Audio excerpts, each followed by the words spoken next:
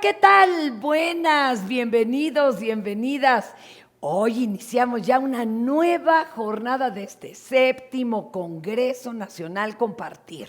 Y vamos a estar, pues como de costumbre, en compañía de ponentes de primera línea que nos van a acercar a mejores prácticas y estrategias educativas. Fíjense, hoy tenemos el eje aprendizaje. Ayer era emoción. Hoy es aprendizaje y obtendremos conocimiento sobre la hiperaula, la ciudadanía digital, los desafíos de la escuela híbrida, pero nunca más pertinente que ahora.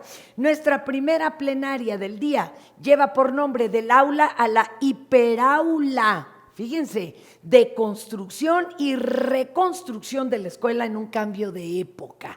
La misma está a cargo de Mariano Fernández Enguita. Él es catedrático de Sociología, egresado de la Universidad Complutense, estudió Económicas, Políticas y Derecho en la UCM, con periodos en Stanford, Berkeley, Wisconsin, Madison, SUNY Binghamton, London School of Economics, London Institute of Education, Université Lumière Lyon II, Universidad Sofía de Tokio y el Instituto Universitario de Lisboa. De todo el mundo nos trae experiencias y conocimientos. Él siempre muy interesado en las desigualdades sociales, el cambio social, las organizaciones y la sociología económica. Además, su trabajo se ha concentrado en la educación y ahora en el ecosistema digital. Caray, démosle la bienvenida a Mariano. Adelante.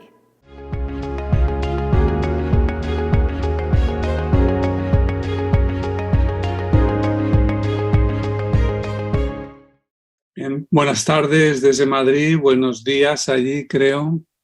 Es un placer estar aquí con Compartir Santillana, les agradezco la invitación y voy a hablar de lo que da título a esta intervención y esta presentación.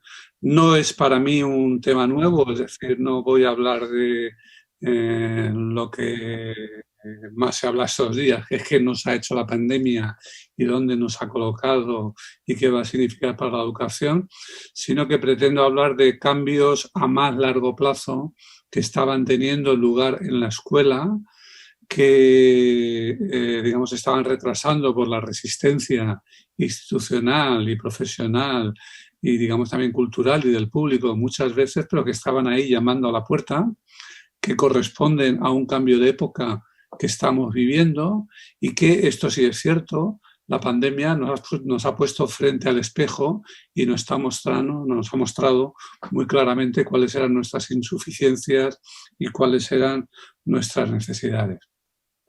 En la presentación que verán enseguida, voy a servir de algunas imágenes para poder hacer un rápido recorrido sobre lo que ha sido y el tipo de transformaciones que ha sufrido y va a sufrir la escuela. Cuando hoy decimos escuela, utilizamos indistintamente términos como educación, enseñanza, escuela, y a mí me recuerda un poco el título de un viejo libro de Marx, no de Karl Marx, sino de Groucho Marx, que decía ¿por qué lo llaman amor cuando quieren decir sexo? Y aquí podríamos decir ¿por qué lo llaman educación cuando quieren decir escuela? O incluso ¿por qué lo llaman escuela cuando quieren decir aula? Es decir, la escuela en la que pensamos, cuando pensamos en nuestra escuela, cuando recordamos nuestros días escolares, podemos recurrir a recordar o rememorar alguna u otra anécdota, pero esencialmente lo que hacemos es recordar un espacio que es el espacio del aula.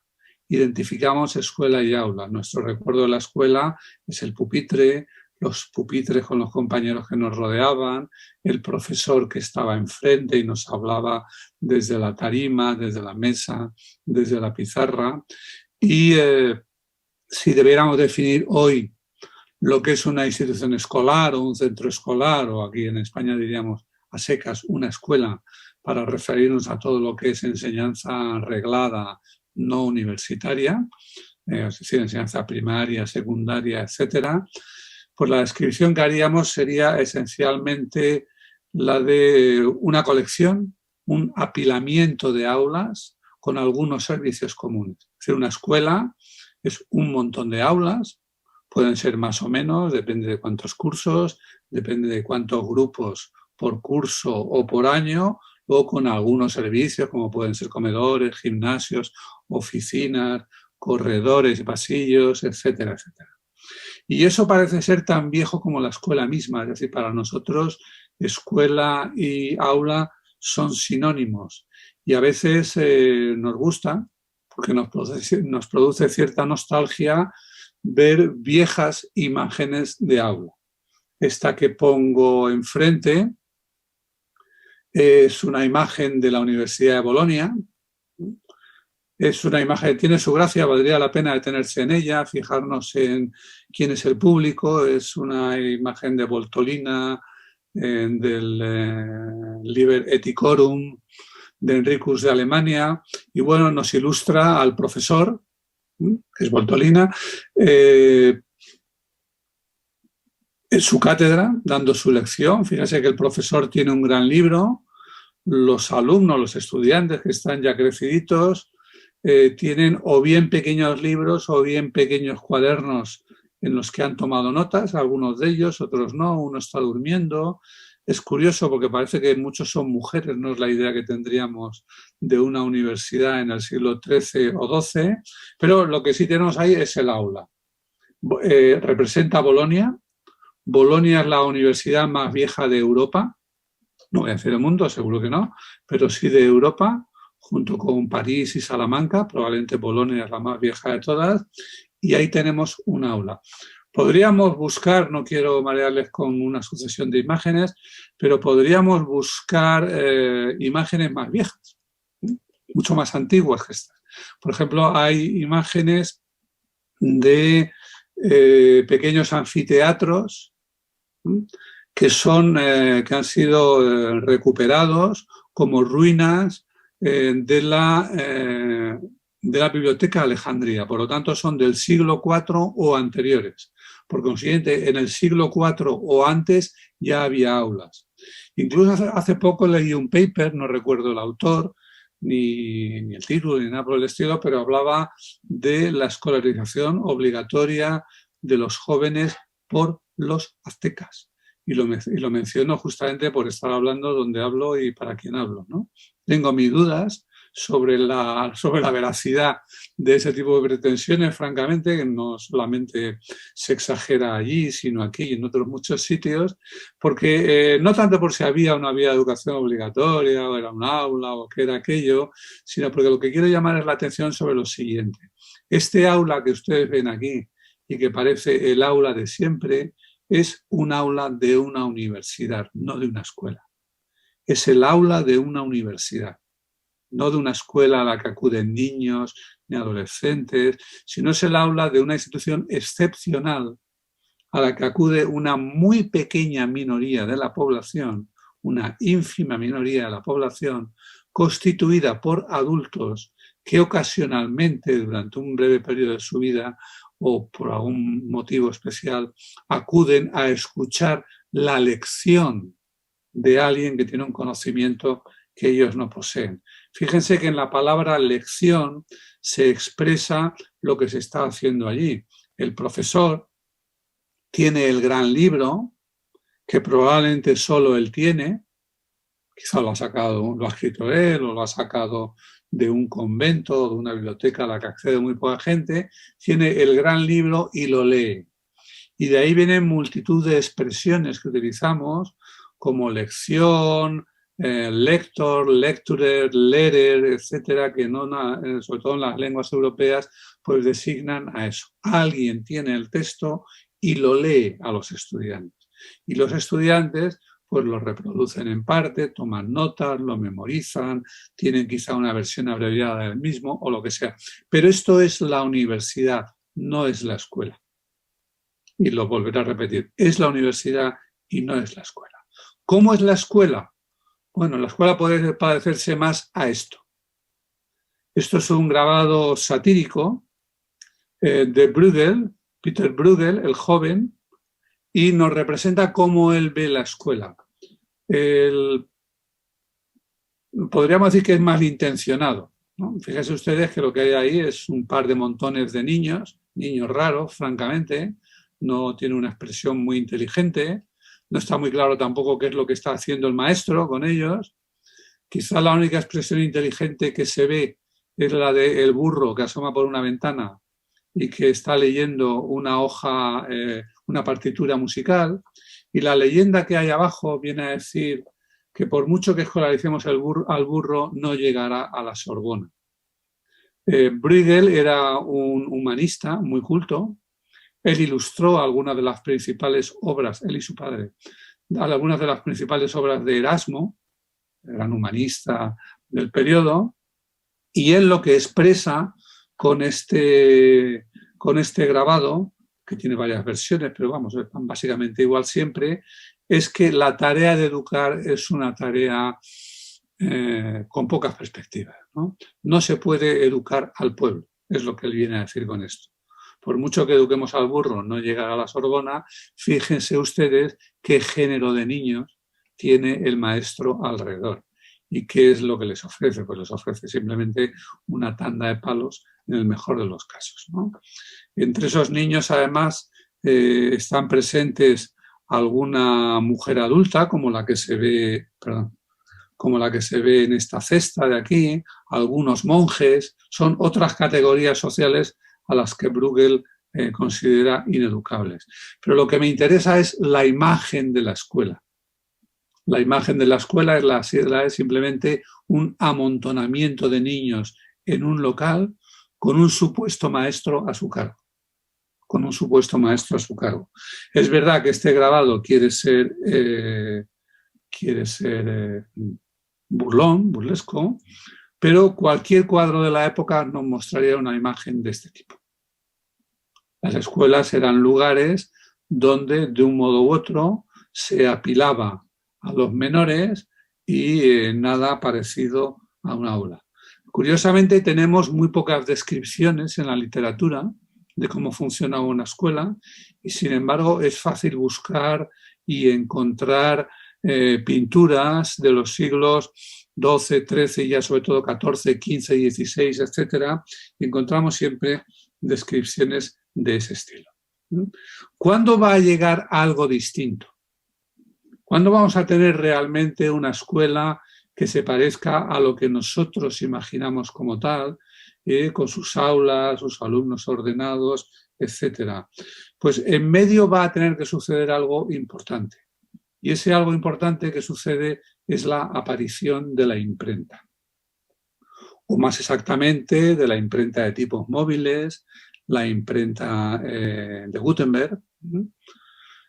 La imprenta llevaba mucho tiempo inventada, es uno de esos inventos chinos con los que los chinos no supieron en su momento qué hacer, por el tipo de estructura burocrática tremenda que tenían. Bacon decía que los grandes inventos que habían traído la modernidad eran la brújula, la pólvora y la imprenta.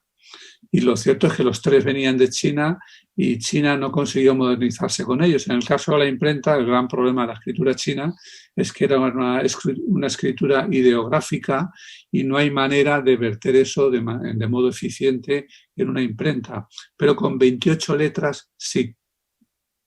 Con una escritura que se basa en un alfabeto de 28 letras, con el invento de los tipos móviles, que consiste en que no hay que montar palabras ni textos, sino que se ponen las letras una por una y luego se estampan, y con los avances en las aleaciones de plomo, etcétera, que hizo Gutenberg, sí se puede dar ese salto. Y ese salto representa el primer proceso de producción en masa o en serie de algo en la historia. Cuando decimos producción en serie o cuando decimos producción industrial, enseguida pensamos en Ford y los automóviles. Pensamos en las grandes empresas que producen electrodomésticos o podemos pensar incluso en el textil de la revolución industrial. O sea, nos vamos a comienzos del siglo XX o nos vamos al siglo XIX o al final del siglo XVIII. Pensamos en artículos que identificamos con la revolución industrial, primero los textiles, luego otros. Pero realmente el primer producto producido en serie fue el libro. Y el libro representa, la imprenta representa el salto de que el libro sea un libro, un códice reproducido una vez por un escriba que tiene un libro como referencia, lo copia en otro, nunca le sale igual, a veces porque no sabe, porque se equivoca, porque yerra, a veces porque no quiere, a veces porque cree que el autor se ha equivocado, y dos libros nunca son iguales uno al otro hasta que llega la imprenta. Y la imprenta produce esos libros exactamente iguales, los produce mucho más baratos y los hace llegar mucho más lejos. Y la imprenta representa un cambio radical, una revolución en el sistema y el ecosistema de la información y la comunicación. Fíjense ustedes que podríamos decir que la primera gran revolución en la información y la comunicación es el habla, la lengua, que surge de distinta manera en distintos sitios, creemos, no sabemos muy bien cómo, pero que va a diferenciar enteramente a los seres humanos de los animales, no voy a extenderme en eso. No sabemos qué efectos tuvo directamente sobre el aprendizaje. Podemos suponer que tuvo uno. Podemos suponer que tuvo el efecto de que cualquier adulto pudo indicarle a cualquier niño cómo hacer algo, cosa que un animal adulto no puede explicarle a un animal joven. Un monito o un pequeño carnero o un delfín puede quizá imitar a un adulto, pero no puede recibir instrucciones. La segunda gran revolución fue la escritura.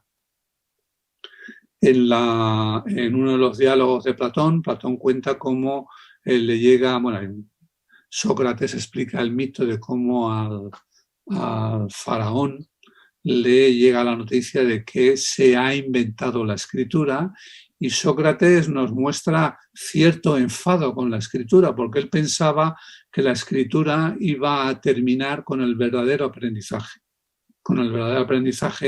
que según Sócrates debía basarse en la memoria. Es verdad que es otro concepto de memoria, pero piensen que todavía hoy hablamos de un aprendizaje o de una enseñanza dialógicos o socráticos, y tomamos aquello como ejemplo. Afortunadamente, Platón no compartió el enfado y sí escribió y nos dejó su obra escrita, y gracias a esa obra escrita sabemos de Sócrates, si no nadie habría vuelto a saber de él, ¿no? Pero en Sócrates encontramos ya también el primer caso en el que un educador que utiliza una tecnología, en este caso el diálogo, se resiste, condena a la tecnología que va a venir a sustituirlo, que es la escritura. La tercera gran revolución en el ámbito de la comunicación va a ser la imprenta. La imprenta crea todo un ecosistema nuevo. Ese ecosistema va a hacer posibles cambios extremos, radicales, que modificarán por entero la existencia de la humanidad. Por ejemplo, lo primero que se hizo con la imprenta fue publicar la Biblia. Publicar la Biblia significa que la Biblia, la palabra de Dios, en el entorno judeo-cristiano, puede estar en manos de cualquiera, y por lo tanto ya no necesitamos a los curas, ya no necesitamos a los sacerdotes. Y esto es lo que hizo la Reforma Protestante. La idea central de la Reforma Protestante es el sacerdocio universal. Ya no hacen falta intermediarios entre el hombre y Dios, porque el hombre o la mujer, pensaban en el hombre exclusivamente o prácticamente, digamos, tiene la palabra de Dios en la Biblia en sus propias manos gracias a la imprenta. La imprenta va a hacer posible también, por ejemplo, la prensa periódica, cotidiana, que va a ser esencial para la formación de una esfera pública. Digamos que es el caldo de cultivo de la democracia, que tardará en llegar, pero llegarán gracias a eso. Estamos hablando de las democracias nacionales, no de las democracias de pequeñas ciudades como las griegas, que eran democracias para los hombres, no las mujeres, libres, no esclavos, nacidos en la ciudad y no extranjeros, y preferentemente ricos y no pobres. Hablamos de las grandes democracias con los estados modernos, ¿no? La imprenta va a hacer posible la universalidad de la ley. La pretensión de aplicabilidad y de obligatoriedad de la ley más allá de la arbitrariedad se basa, eso ya lo explicaba Tomás de Aquino, en que la ley ha sido publicada y puede ser leída. Si no puede ser leída, no se puede exigir a nadie que la cumpla. O no se puede ir más allá de 10 mandamientos y unas leyes básicas, ¿no? No el sinfín de leyes que se van a desarrollar y de normas que se van a desarrollar en la modernidad, ¿no? Pero a donde quiero ir aquí es a que la escuela que tenemos es la aplicación del modelo de la imprenta a la educación. Y eso lo hicieron en su momento las órdenes religiosas. En contra de otra idea preconcebida, no es la Ilustración la que va a escolarizar masivamente a la población, ni mucho menos, ni los ilustrados ingleses, que eran sobre todo economistas, ni los ilustrados franceses, que eran sobre todo filósofos, eran grandes defensores de la educación de masas, algunos sí, por ejemplo Condorcet, otros no lo era Rousseau, no lo era Voltaire, incluso algunos eran ácidamente críticos con las órdenes religiosas, que no es que escolarizasen universalmente, pero sí escolarizaban a una pequeña parte de la población, incluidos los pobres. Pero bueno, probablemente la primera orden religiosa que aborda seriamente la escolarización son los jesuitas. También contamos con pocas imágenes de los jesuitas, pero esta que tienen a su izquierda, que es una de las muy pocas, muestra las 3 cosas que hacían los jesuitas. Una era predicar, que se ve aquí en primer plano. Otra era impartir los sacramentos, o sea, la comunión, la extremaunción, etcétera, que se ve mal al fondo. Y en medio, enseñar. Fíjense ustedes que la cara es la misma, siempre la de San Ignacio de Loyola, pero bueno, ahí tenemos las 3 funciones y aquí tenemos ya algo que se empieza a parecer a un aula. Tenemos a los alumnos sentados, al profesor siempre con la vara en la mano, muy larga. Esto sería una imagen mucho más moderna de un aula de estudio de los jesuitas.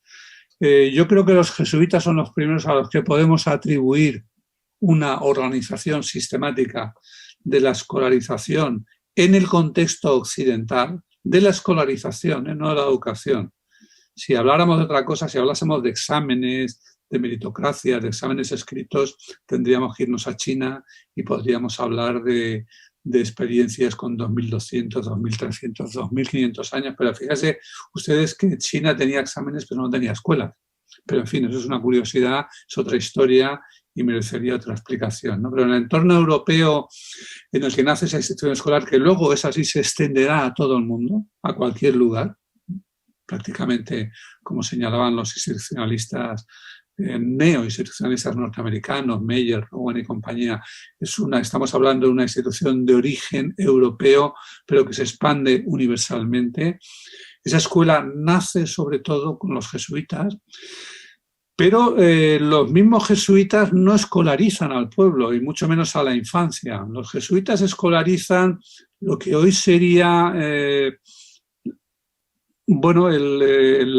primer grado de la universidad, lo que entonces era el colegio, el college, en fin, depende del nombre de la lengua que utilicemos, era la entrada en la universidad, la educación en las artes liberales, lo que precedía a convertirse en una de las 3 cosas que uno podía hacerse entonces, que eran cura, abogado o médico. Las viejas 3 funciones del chamán, las viejas 3 funciones del sacerdote, digamos, se fueron dividiendo en 3 profesiones y luego con el tiempo en muchas más.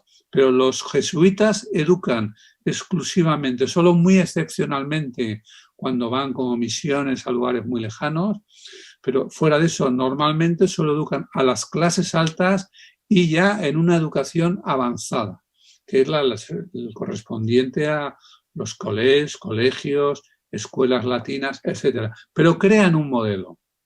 Y ese modelo va a ser luego utilizado por otras órdenes religiosas que sí nos han dejado ya una sistematización de eso.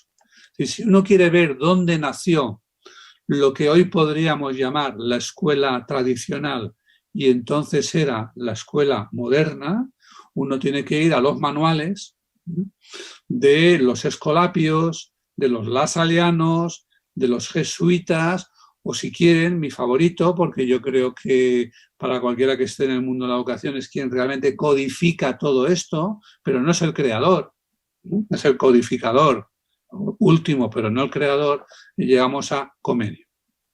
La didáctica magna de Comenio es la que sistematiza enteramente lo que luego va a considerarse la escuela moderna. Comenio en realidad copia un montón de cosas que ya han dicho los escolapios, los lasalianos, los jesuitas y otros. Lo que pasa es que lo plantean un lenguaje más aceptable para la pedagogía moderna. Habla menos de disciplina, habla menos de castigos, utiliza un lenguaje que podríamos utilizar hoy. Dirá, por ejemplo, cuando dice vamos a enseñar todo a todos y totalmente. Bueno, pues ¿quién no asumiría eso como una consigna que vale hoy, ¿no? Y eso lo va a expresar sobre todo en la didáctica magna.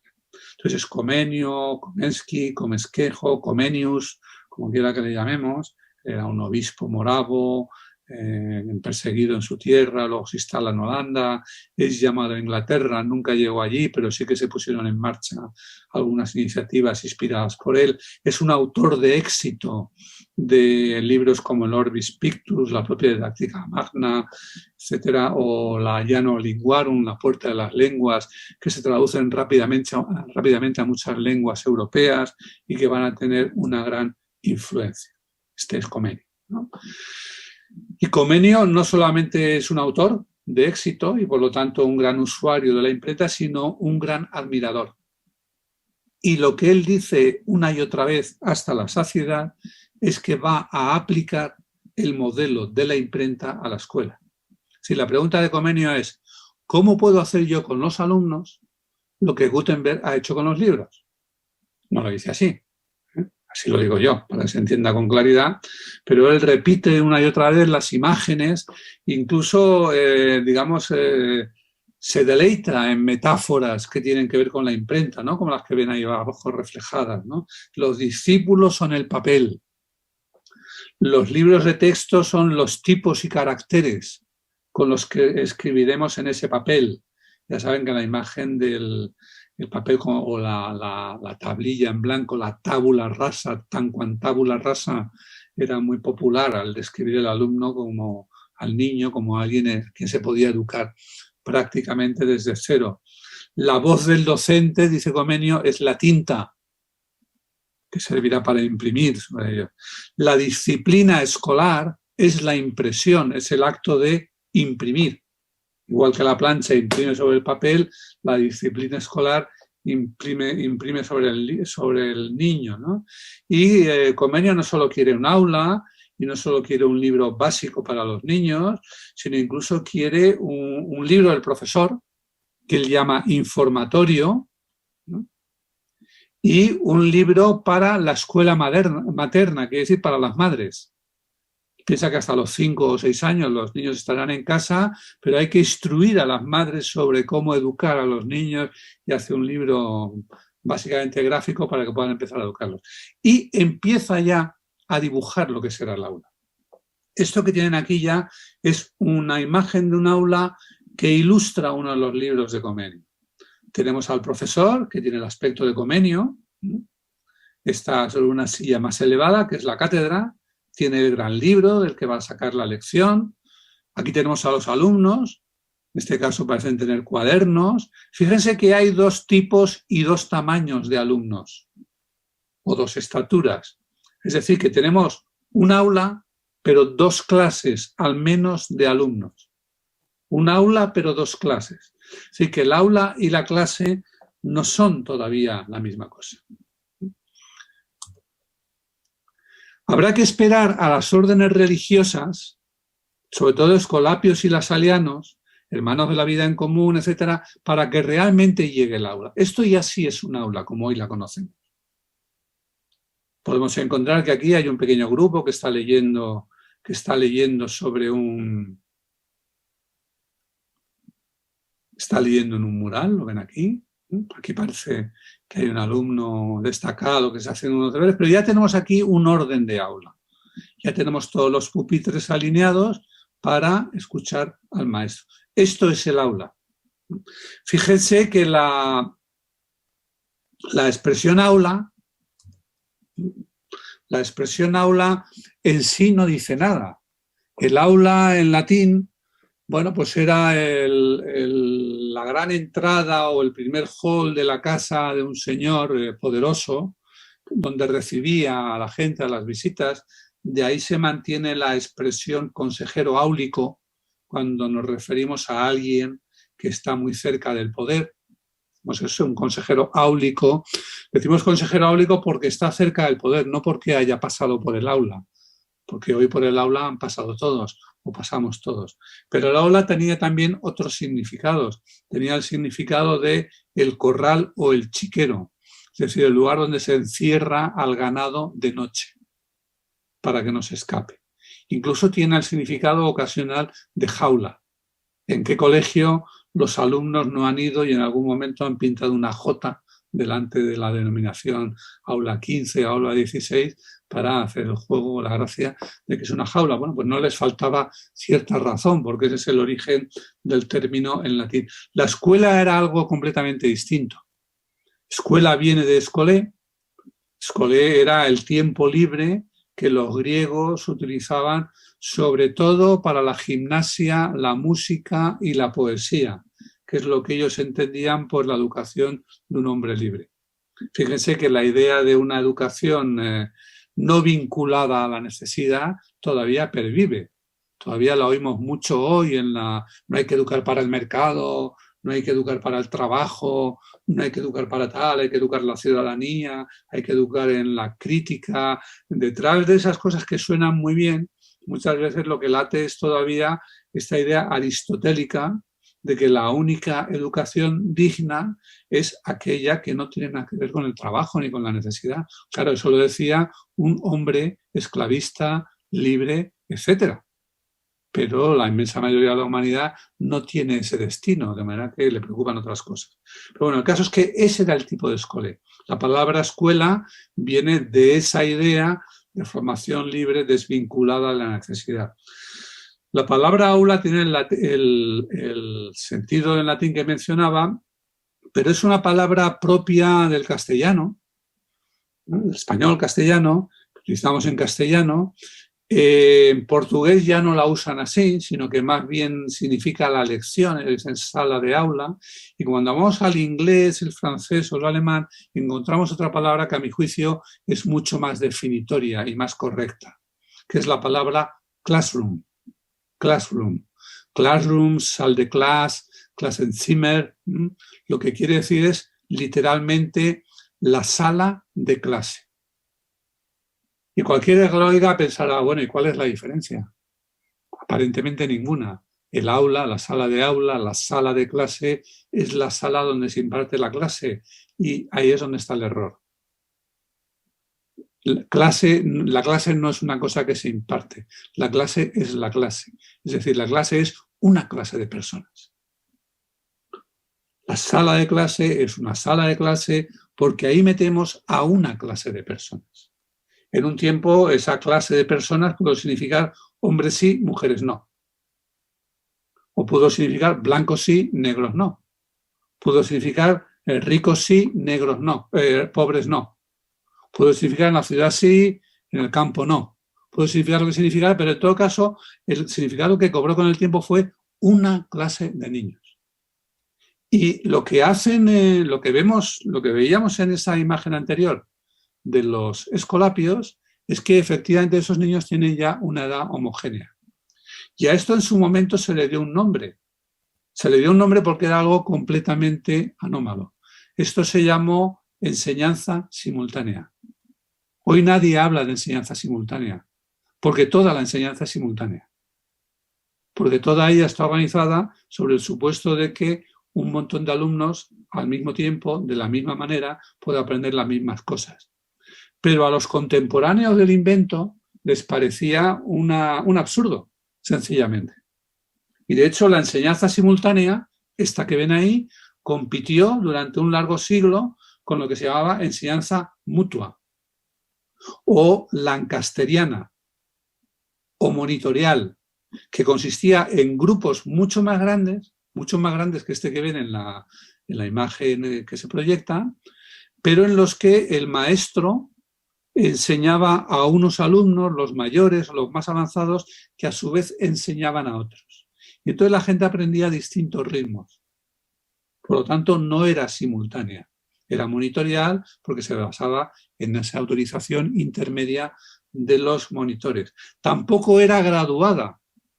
Tampoco pretendía nadie que a la misma edad, a una cierta edad, se debieran aprender ciertas cosas. Eso es un invento moderno. Esos dos inventos, la gradación, a los 11 años hay que aprender esto y solo esto, y si vas más rápido eres un genio, y si no vas tan rápido eres un torpe, y entonces fracasas escolarmente, y la simultaneidad son los dos grupos, son los dos elementos que definen la classroom, la sala de clase.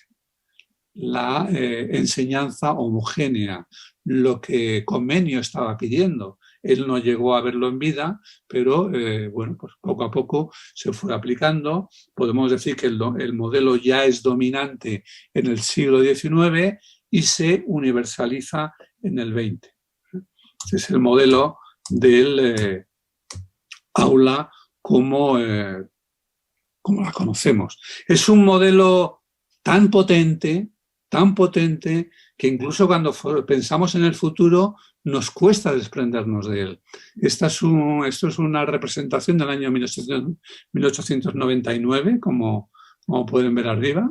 Con ocasión de la exposición de París se pide a unos artistas que representen cómo creen que será la enseñanza 100 años más tarde, en el año 2000. Y Jean-Marc Coté representa lo que es el sueño de todo alumno, la ciencia infusa, es decir, unos cascos por los que no sabemos si llega una corriente. Uno pensaría que llega un sonido, ¿no? Pega más con lo que es escuchar música, pero si tenemos en cuenta que aquí están triturando los libros, más bien lo que parece es que llega la ciencia directamente. Y la pregunta es, bueno, ¿y si les llega la ciencia así, por qué demonios hacen un pupitre? Mucho futuro, mucha ciencia infusa, pero ahí están los pupitres porque no somos capaces de desprendernos de la imagen del pupitre. Esto que ven aquí, que es una aula muy vulgar, con una pizarra digital delante, circuló durante unos 10 años por internet con un pie que decía exactamente el aula digital en tiempos de Wikipedia, y lo atribuía a un instituto de estudios sobre internet de Singapur y tal. En realidad es una fotografía que sacó un profesor español en Valencia el día en que estrenaron la pizarra digital, y no se sabe por qué vericuetos llegó a convertirse en la imagen de la escuela de internet, pero aquí no hay ninguna innovación. Aquí hay una pizarra de siempre, como la de siempre, pero electrónica. Es más pizarra que nunca, es una suerte de pizarra al cuadrado. Claro, ¿qué ha sucedido? Lo que ha sucedido realmente es que estamos viviendo, lo que está sucediendo es que vivimos hoy una cuarta transformación. Esa cuarta transformación es la que nos mete en el entorno digital, y nosotros tenemos que comprender hoy, como comprendió Comenius en su momento, que ese nuevo sistema, ese nuevo ecosistema, digamos, digital, requiere un nuevo sistema escolar. Requiere nosotros que seamos capaces de rediseñar el sistema escolar, tal como Comenius rediseñó en su momento, porque vio la imprenta, el sistema escolar que entonces disponía. ¿Cómo hacerlo? Bueno, hay que decir que realmente tampoco estamos tan solos. Digamos, ese tipo de aulas que he mostrado antes siempre encontraron resistencia. Si uno abre un libro de pedagogía y empieza a ver lo que decían los grandes reformadores de la educación, pues verá que hay muchos que protestaron contra esas aulas disciplinarias, esa inmovilidad en los pupitres, ese tener que aprender y memorizar la lección y sobre la lección, ¿no? La imagen es muy vieja, esta imagen es una de las pequeñas, las llamadas pequeñas escuelas de Port Royal, donde estudió y enseñó, por cierto, Blaise Pascal, ¿no? Estaban animadas por los jansenistas, fueron cerradas a los pocos años, pero ahí ven ustedes un aula muy distinta de la que antes veíamos de los lasalianos, ¿no? Ahí pueden ver un aula Montessori de comienzos del siglo pasado, los años veintitantos, 30. Fíjese que curiosamente es una escuela de monjas, aquí hay una monja, pero el modelo es Montessori. Aquí hay un montón de alumnas trabajando a su aire o en pequeños grupos sobre cosas distintas, con una organización mucho más libre del espacio, etc. Aquí tienen un diseño reciente de una escuela, me parece que es del Clot, de los jesuitas catalanes. Es otro tipo de espacio. Aquí, bueno, hay esa organización de la mesa, ahí tiene unas gradas a la izquierda, mucho espacio libre, espacios diferentes que pueden utilizarse de maneras diferentes para trabajar, para exponer, para trabajar por cuenta propia. Es decir, se ha roto el modelo del aula, han desaparecido los pasillos. Estos eran los pasillos de antaño, por donde los alumnos venían a las aulas de antaño, que ya no están, ¿no? Eso es lo mismo, casi podríamos decir irónicamente, es lo mismo pero para pobres. Eso es el Colegio Padre Piquer de Madrid, que sí, con muy pocos medios, sin ningún rediseño arquitectónico, lo que hace es organizar un gran grupo. En lugar de tener 20 alumnos de secundaria con un profesor o veintitantos, lo que tiene es un gran grupo en el que hay varios educadores. Ven ustedes que hay presencia de varios adultos con muchos alumnos que están trabajando en grupos. Es otro tipo de organización. Eso es un ejemplo típico de lo que en su momento se llamó la Open Classroom. Son aulas abiertas en las que distintos alumnos están haciendo diferentes actividades, unos en el suelo, unos hacen una cosa en una mesa, solos, otros están acompañados, otros lo hacen a su aire, etc. Esto es un modelo similar, pero en la universidad. Esto es la hiperaula, ahí bueno, como ese proyecto lo dirigí yo, me aproveché y le di ese nombre, es la hiperaula UCM, es un espacio abierto, en este caso, teóricamente en este aula podrían caber muchas personas, pero está hecho de modo que se puede lo mismo trabajar globalmente que trabajar por grupos. No sé, que aquí hay grandes displays que pueden tener contenidos distintos, pizarras varias, muebles completamente reconfigurables, etc. Esa es la idea de hiperaula. Hiperaula es el término que yo uso, y ahora explicaré por qué y con ello terminaré, pero no tiene por qué llamarse así. Es lo que en otros lugares se llama aulas abiertas, aulas flexibles, espacios innovadores, Innovative Learning Environments, aulas del futuro, etcétera, que en general tienen varias características comunes. Yo lo llamo hiperaula, primero porque es un hiperespacio, y ahora lo explicaré.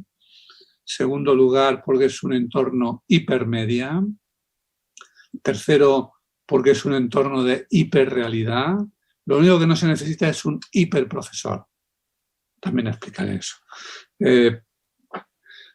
No es hiper porque sea grande. Es hiperespacio porque ustedes saben que hiperespacio técnicamente es un espacio de más de 3 dimensiones.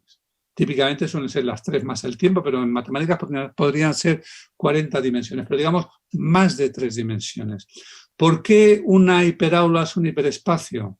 Porque si nosotros ocupamos y equipamos un aula con mobiliario entera y fácilmente móvil, valga la redundancia, decir que un mueble debe ser móvil y fácilmente móvil, entonces tenemos un entorno reconfigurable. Piense que en el aula tradicional aparentemente hay 3 dimensiones, como en cualquier lugar, pero para la dimensión de altura es solo para el profesor, los alumnos tienen que estar todos sentados. La dimensión que todos tienen, digamos, es unidimensional en el sentido en que todos tienen que mirar al profesor, ¿no? Los de los lados no existen, los de atrás no los vemos, a los de delante solo les vemos la espalda. En ese sentido es unidimensional, por mucho que físicamente sea tridimensional. Pero una hiperaula es un lugar donde podemos reorganizar y organizar los grupos de cualquier manera. Generalmente la gente está de pie, está sentada, está en grupos grandes, pequeños, pueden estar haciendo en un momento dado todos lo mismo o cosas absolutamente diferentes y podemos reorganizarlo en todo momento y al poder reorganizar los grupos podemos reorganizar el tiempo. Por ejemplo, yo he tenido grupos en los que unos hacen una cosa y otros otra, y no solo eso, sino que una parte del grupo entra una hora y otro entra otra, tienen actividades que hacen todos a la vez y otras que no tienen nada que ver unos con otros, etc. Eso es lo que significa hiperespacio, ¿no? Hipermedia no quiere decir muchos medios, para eso ya teníamos multimedia. Multimedia es un contexto en el que uno tiene texto, voz, imagen, etc. Hipermedia es un entorno en el que uno puede pasar sin fricciones de un medio a otro. El medio digital, el entorno digital es hipermedia en sí, porque la digitalización hace que podamos transformar una voz en texto o un texto en voz, o tenemos una imagen y un programa puede hacer una descripción de esa imagen, o puede ver una imagen en 3 dimensiones y convertirla en una representación en 2, voltearla, etc. Esa capacidad de pasar de un medio a otro, de hacerlo sin fricciones, sin problemas, instantáneamente, de combinar lo virtual y lo presencial, la gente que está dentro del aula y la que está fuera, eso es lo que lo convierte en hipermedia. Que los grupos puedan seguir fuera del aula, grandes, pequeños, el trabajo individual, lo que sea. El término hiperrealidad hace alusión, es un término que viene de la crítica posmoderna de lo que se consideraba una sociedad de espectáculos. Es decir, se utilizaba típicamente para decir, miren ustedes, Disneylandia es hiperreal, porque no sabe muy bien si aquello va en serio o va en broma, si es verdad o es mentira o qué, ¿no? Pero yo lo tomo en el sentido de que hiperrealidad es un contexto en el que es difícil distinguir lo real en sentido estricto de lo que no lo es. O es difícil distinguir una representación o una simulación de la realidad. ¿Cuándo sucede eso? Cuando la simulación o la representación son muy buenas, muy fieles. Siempre hemos jugado con representaciones y simulaciones en la escuela. Un mapa es una representación. La narración de una batalla o de un fragmento de historia por el profesor es una representación. Un esqueleto de plástico o una batallita con caballitos y figuritas es una simulación. Lo que hoy tenemos es medios tales que nos permiten representaciones y simulaciones muy, muy potentes. Piensen en la diferencia entre el antiguo mapa que teníamos hace 20 años colgado en la pared de cualquier aula y lo que hoy podemos hacer, por ejemplo, en Google Satellite, ¿no? La representación que podemos hacer o la visión que podemos tener de cualquier lugar del mundo. O piensen que teóricamente podemos entrar dentro de un volcán y mostrárselo a los alumnos, cosa que ni siquiera sería posible en la realidad. O que podemos descomponer un organismo en cualquier app que cualquiera puede bajarse a su móvil, puede descomponer un organismo, de separar el hígado de las costillas, ver cómo es eso, al derecho, al revés, cómo se descompone, etc. Eso da una enorme potencialidad a la enseñanza. Claro, la pregunta final con esto, que es con lo que quiero terminar, es, bueno, ¿y eso quién lo hace? ¿Necesitamos un superprofesor? ¿Necesitamos un hiperprofesor? Y la respuesta es no, todo lo contrario. Necesitábamos un hiperprofesor cuando teníamos a un solo profesor, que es la figura típica, la que vemos desde el aula imaginaria de Comenio, pasando por la realidad real de los lasalianos, hasta lo que sigue siendo hoy el aula dominante casi por doquier, cuando tenemos un solo profesor con un grupo de alumnos. Eso sí es un hiperprofesor. Eso sí es un profesor o una maestra orquesta, que tiene que hacer de todo. Saber de esto y de lo demás allá, hacer de madre, de guía, de protector, socorrer a un niño que se ha hecho daño, aconsejar al otro que tiene un problema, organizar la clase. En un aula con muchos más alumnos y una organización más flexible, en lo que típicamente es una hiperaula, no tenemos un hiper, ni super, ni nada parecido. De hecho, un hiperprofesor siempre es un mal profesor, porque es aprendiz de todo y maestro de nada. En una hiperaula lo que típicamente tenemos es codocencia. Quiero decir, 2, 3, quizá alguno más, 2, 3 o más profesores que colaboran sobre el terreno. No que se ven antes y luego se separan para ir al aula, sino que colaboran sobre el terreno, que a veces uno da la clase y otro atiende a un grupo que tiene dificultades, uno se ocupa de unas cosas y otros de otras. En todo caso, son profesores que tienen que actuar y actúan como diseñadores de su espacio. Es decir, el aula cuando entran no les dice aquí solo puedes trabajar de esta manera, tienes que trabajar de esta manera y solo de esta, sino que ellos pueden, en ese contexto abierto, organizar como quieren que sea el aprendizaje. Y esa es la función hoy de un profesor.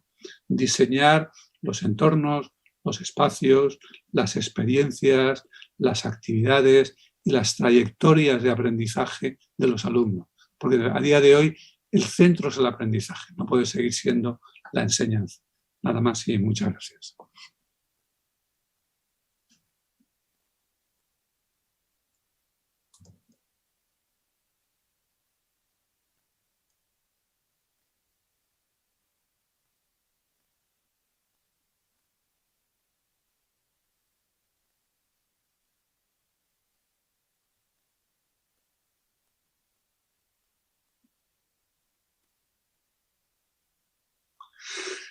Miren, ¿qué debemos rescatar de la escuela tradicional y qué aspectos nuevos se deben implementar ante esta nueva educación? Si por escuela tradicional se entiende la organización escolar que he descrito, la respuesta sencilla sería no hay nada que rescatar ahí. No hay nada que rescatar ahí. Lo que tenemos que hacer es justamente rediseñar enteramente ese sistema y ecosistema de aprendizaje, entendiendo por sistema la parte que organizamos y entendiendo por ecosistema que además hoy podemos colaborar con todo el entorno inmediato, comunitario, pero también profesional, digital, etcétera, del que puede servirse la escuela. Ahora bien, si quieren que señale algo que podemos recuperar del sistema anterior, yo diría lo siguiente, que el profesorado en el sistema anterior iba por delante del alumnado. Es decir, que los profesores que crearon la escuela de masas que hoy reivindicamos eran profesores que dominaban su medio.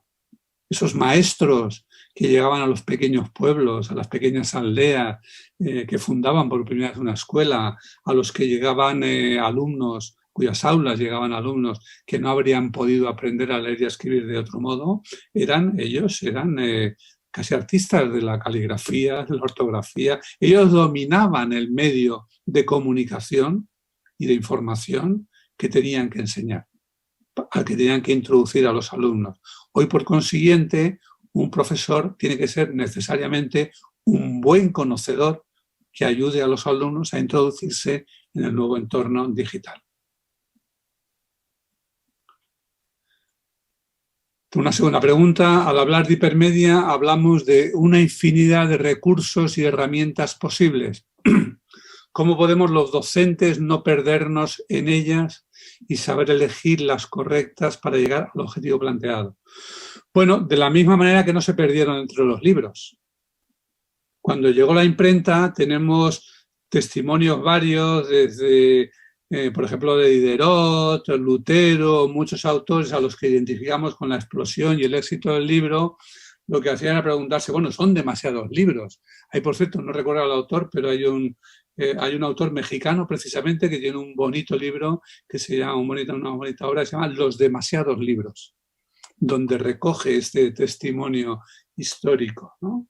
¿Qué habilidades necesitan los docentes? Las habilidades de saber distinguir entre esos libros. ¿Cómo pueden hacerlo? Bueno, tendrán que elegir las mejores herramientas.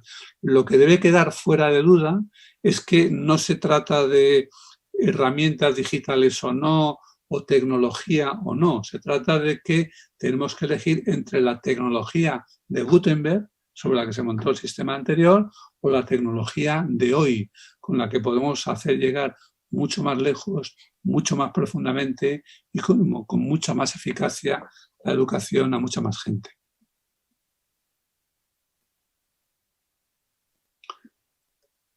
Pues muchas gracias por su atención. He dejado una última transparencia por si querían buscar, si alguien quiere más referencias, más detalles sobre bibliografía, tanto en el blog como en la página, pueden encontrar más información sobre la hiperaula y sobre esta idea de qué transformación está sufriendo o está conociendo o más bien está disfrutando, porque no la disfruto, el sistema escolar. Muchas gracias.